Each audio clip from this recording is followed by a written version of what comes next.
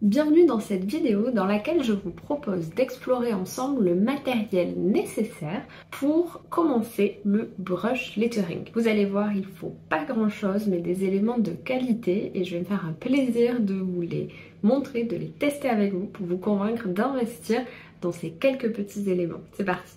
Si vous êtes nouveau ou nouvelle par ici, moi c'est Noélie Eterno, je suis calligraphe professionnelle et je suis derrière le site apprendre-la-calligraphie.com qui a pour but de vous donner toutes les clés pour apprendre et pratiquer la calligraphie et le brush lettering. J'y partage mes conseils sur le matériel, mes astuces et de nombreux tutos créatifs pour réveiller l'artiste qui est en vous. N'oubliez pas de vous abonner pour être tenu au courant de toutes mes nouvelles vidéos. On commence notre inventaire des outils à avoir pour débuter le brush lettering avec les outils de base. C'est vraiment tous les petits éléments dont vous allez avoir besoin pour préparer, tracer des repères, etc. La base en fait, avant même de penser à la technique en elle-même du brush lettering. Pour ça, moi ce que je vous conseille d'avoir, c'est donc une règle ou en l'occurrence une équerre graduée. Une règle, ça fonctionne bien, mais c'est vrai que ce type d'équerre, je trouve ça très pratique parce que, on le voit, hein, avec la graduation qu'on a ici notamment, ça nous permet de tracer des lignes à égale distance assez facilement. Donc ça, c'est top pour les entraînements, pour se tracer des repères. Ça permet de faire des angles droits comme une bonne équerre. Donc vraiment, moi, je préfère toujours ce type d'équerre qu'une règle. Je l'ai depuis des années et je m'en sers quasiment tous les jours. Ensuite, deuxième élément évidemment très important, un crayon à papier. Alors vous pouvez utiliser un critérium, mais de mon côté, je trouve que les critériums ont tendance à marquer le papier puisqu'ils sont, si on appuie un petit peu trop dessus, donc un crayon à papier classique, plutôt HB, ça vous le savez certainement, c'est la graisse de mon crayon. HB, c'est un peu la graisse classique. Plus on monte dans les B, plus donc 2B, 3B, etc. Plus c'est gras, plus on descend dans les H, moins c'est gras. HB c'est donc la bonne moyenne et voilà, je trouve que personnellement ça fonctionne très bien. Moi c'est un crayon à papier Tombow que j'aime beaucoup et qui est de très bonne qualité. Et enfin, deux éléments nécessaires également, des gommes. On a une première gomme qui est une gomme classique, mais vous voyez elle est noire et en fait c'est des gommes que j'achète chez Muji, vous savez cette petite boutique japonaise. Vous avez aussi un e-shop en ligne et je trouve que ces gommes noires sont parfaites parce qu'elles font vraiment jamais de traces quand on s'en sert et en plus elles sont alors elle s'appelle anti-dust. Tombow a aussi une gomme de ce style là qui fait du coup plutôt des tortillons, on va dire, un peu comme ça quand on l'utilise et qui donc ne fait pas toute une petite poudre mais des tortillons comme ça plus faciles à enlever. Voilà, c'est pareil, une gomme que je rachète quand j'en ai plus et qui me dure toujours très longtemps, j'aime beaucoup. Une autre gomme que je vous conseille, c'est une gomme mie de pain. C'est le nom de ce type de gomme, donc là moi c'est une Faber-Castell, pareil, il en existe plein de marques. Et en fait ce sont des gommes que vous connaissez peut-être si vous faites du dessin, puisqu'en fait elle ne va pas complètement gommer votre trait, c'est pas le but. Le but ça va être de l'utiliser pour estomper vos traits. Et alors ça clairement c'est un super allié quand ensuite, une fois qu'on s'est un peu entraîné en brush lettering, on veut faire des choses plus créatives et qu'on veut juste estomper notre croquis mais pas le supprimer puisqu'il va nous servir de repère. Et donc cette gomme mie de pain, elle est vraiment géniale. Je vous montre comment ça fonctionne. J'ai tracé mon mot au crayon à papier. D'accord, et là je vais vouloir juste, donc j'ai soit ma gomme pour vraiment effacer ce que j'ai fait évidemment, mais là moi ce que je voudrais c'est juste l'estomper pour que ça me serve de repère pour mon brush lettering. Et bien avec ma gomme mie de pain je vais pouvoir venir estomper. Alors soit pour l'utiliser je la tamponne comme ça, on vient vraiment tamponner, ça va enlever en fait le surplus de crayon, soit on vient carrément la rouler dessus comme on le ferait avec si on voulait faire un rouleau de pâte à modeler ou de pizza, ce que vous voulez. Et ça fait la même chose. On peut ensuite un peu ajuster comme ça. Et donc là, on a estompé notre trait sans toutefois qu'il ait complètement disparu. Donc ça nous aide vraiment ensuite à nous servir de repère. La gomme mie de pain, je vous le disais, un super élément. Hop, on la remet dans sa petite boîte et on peut la réutiliser la prochaine fois. En brush lettering, en calligraphie en général, le choix de votre papier va être très important. Pourquoi? Parce que si l'on ne choisit pas le bon papier, parfois on peut être déçu du résultat et cette déception vient en partie de la qualité du papier choisi. Donc ça c'est hyper important de choisir le papier, le meilleur papier pour vos entraînements. Deux choses. Moi je vous conseille d'utiliser, si vous imprimez des livrets que vous trouvez sur internet, que vous trouvez peut-être sur mon blog aussi, puisque je vous rappelle que j'ai de nombreux livrets gratuits à imprimer. Je vous remettrai les liens dans la barre de description.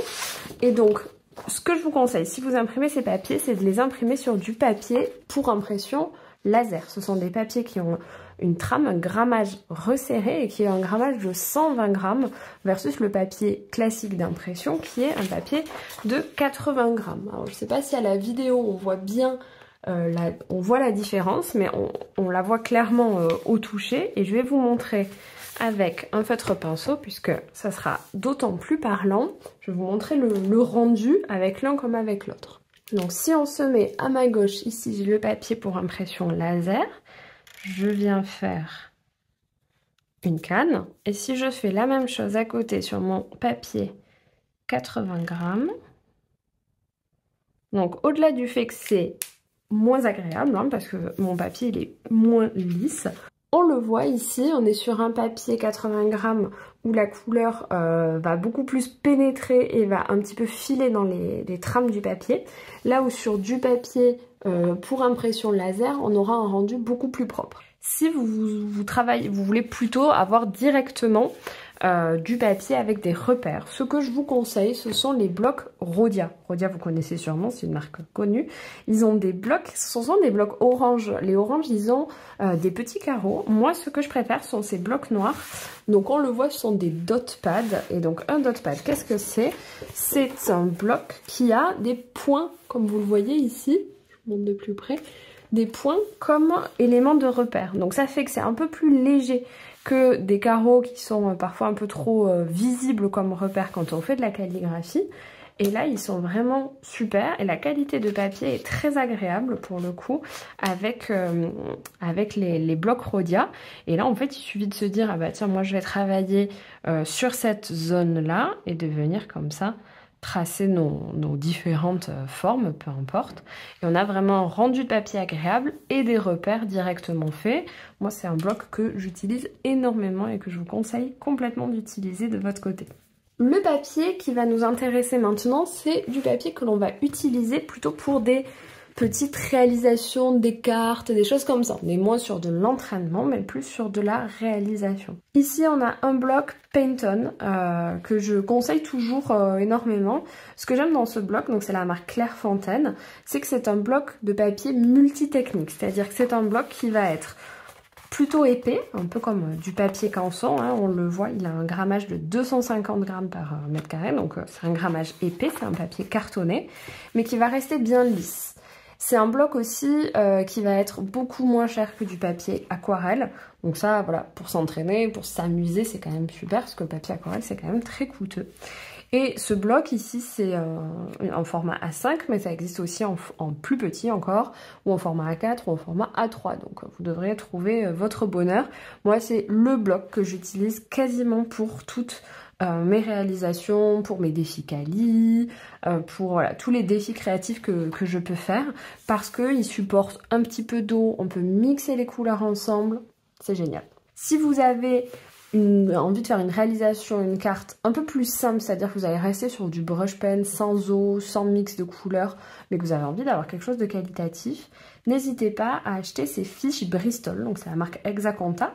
Et en fait les fiches Bristol, bah, c'est du papier comme cela, pareil, un petit peu rigide, bien blanc pour le coup, et qui peut faire une carte postale très facile. Ça c'est très peu coûteux, c'est vraiment pas cher, et là vous pouvez juste calligraphier un joli mot dessus, en bonne fête, en bon anniversaire, et ça fait déjà une carte très sympa. Donc, on passe ensuite évidemment au matériel plus que nécessaire, que sont les brush pens.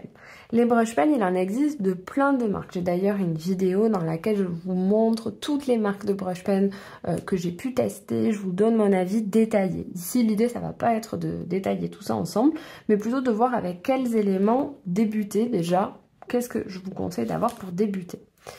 Pour commencer, ce que je vous conseille vraiment, ça va être de d'avoir des feutres pinceaux à pointe moyenne. Ce sont notamment les Heading Brush Pen et les Stabilo, qui sont les Stabilo Pen 68 Brush. Attention, il existe la version non brush. Nous, ce qu'on veut évidemment, c'est la version brush. Et donc ces deux stylos, ils sont vraiment super pour débuter. Leur pointe, c'est une pointe donc pinceau bien sûr, qui est très agréable, qui fonctionne, qui va être plutôt facile à prendre en main dans le sens où elle est pinceau mais pas trop flexible. Niveau qualité, on est vraiment sur des feutres de qualité. Moi je les utilise beaucoup pour à la fois moi mes créations mais aussi pour tous les ateliers que je peux proposer. Et donc voilà, ils ont une super durée de vie. Je les ai testés sur la longue durée, je peux vous le dire. Ils sont vraiment super, ils ont plein de couleurs, ils sont sur des prix assez proches. Ils s'achètent souvent en pack, donc vraiment, voilà, pour débuter, vous achetez un pack de l'un ou de l'autre, peu importe, et ça donne déjà une super base de travail. Vous avez déjà des super outils pour vous amuser. Pour pousser un petit peu plus loin votre créativité, et si vous me suivez par exemple sur les réseaux sociaux, vous savez que moi j'utilise beaucoup les feutres pinceaux Tombow. Tombow, c'est une marque japonaise, leur qualité est dingue, ils ont une super qualité de feutre. L'avantage c'est qu'en plus ce sont des feutres à double pointe, donc on a une pointe rigide et une pointe pinceau, donc ça c'est super. Et cette pointe pinceau elle est très qualitative, elle permet d'avoir vraiment des belles nuances de plein et de délié.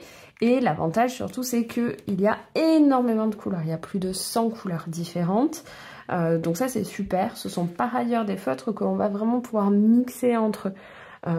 J'ai une vidéo sur laquelle je vous parle de toutes les manières de créer des dégradés et clairement pour faire des dégradés, les Tombow ce sera votre meilleur allié. Non seulement parce qu'ils ont donc plein de nuances hyper chouettes à mixer ensemble, mais aussi parce que la qualité de leur encre fait qu'elles se mélangent très bien ensemble.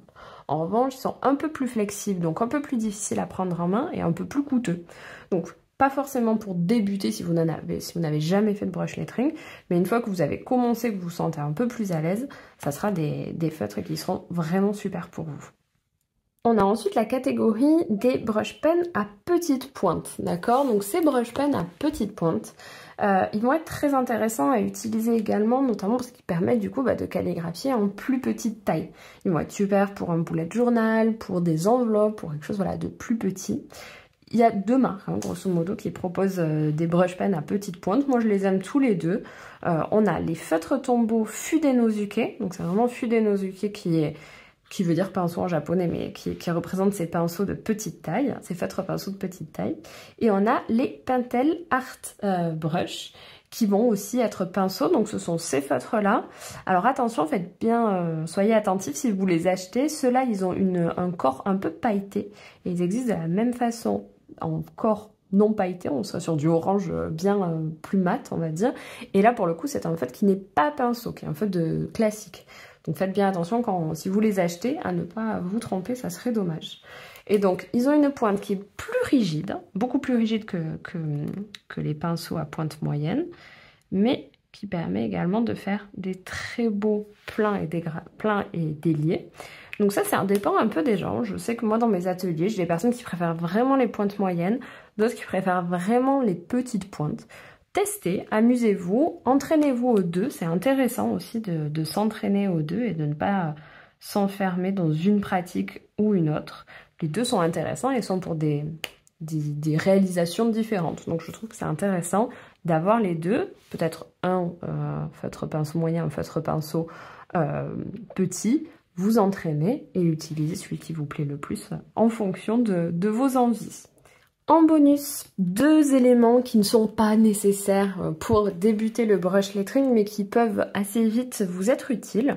Ce sont premièrement des fine liners. Alors les fine liners, ce sont en fait des stylos des feutres plutôt même à pointe très fine. Qui vont vous servir à faire alors peut-être des liserés, des ombres, voilà, à vous amuser, à ajouter des détails sur votre lettering. Donc c'est un élément qui va quand même plutôt nous servir. Et généralement sur le capuchon de votre stylo, de votre fine liner, vous avez sa taille. Là moi je suis sur un 0,5 mais il existe 0,3, 0,1, même encore plus petit, plus grand. Bon, voilà, il existe des pochettes qui peuvent être avec plein de tailles de fine liner. Ça peut être intéressant à avoir dans votre trousse. Moi j'aime beaucoup cette marque Sakura, les microns. Je trouve que c'est ceux qui ont vraiment une super qualité, qui ont une qualité, on appelle ça d'archivage, donc ça veut dire que l'encre elle va vraiment durer dans le temps.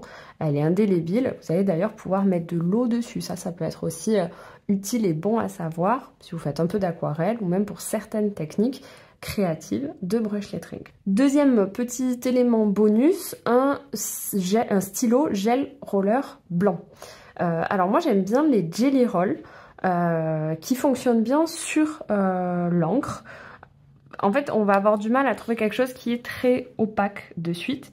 Mais les stylos Jelly Roll Roller Sakura, ils fonctionnent plutôt bien. On a parfois besoin de les repasser plusieurs fois selon la couleur et la pigmentation de l'encre.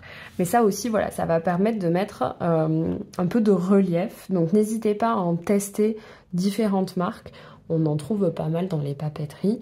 Testez et voyez ce qui vous plaît. J'ai fait sur mon blog un test de plein de justement manières de mettre du blanc sur votre brush lettering. Pareil, je vous mettrai le lien dans la description pour que vous puissiez aller voir ça plus en détail.